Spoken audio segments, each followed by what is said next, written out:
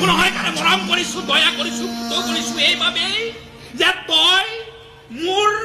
একো নহয় যা যা আৰে সালা দেউতাৰ ওচৰত টিউচন কৰিবলৈ যাওঁ মনে মনে তোৰ চকুলে চাওঁ তই দেখাৰ আগতে চকু নমাই আনো কিয় জান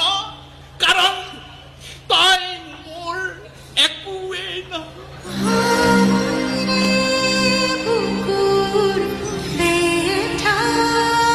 বিয়া হৈছিলি বিয়া হৈ গুচি গৈছিলি তোৰ বিয়াত নে কান্দিবলৈ মন গৈছিল বুকুত ভুকুৱাই ভুকুৱাই চিঞৰি চিঞৰি কান্দিবলৈ মন গৈছিল নাকান্দিলো এইবাবেই যে তই মোৰ একোৱেই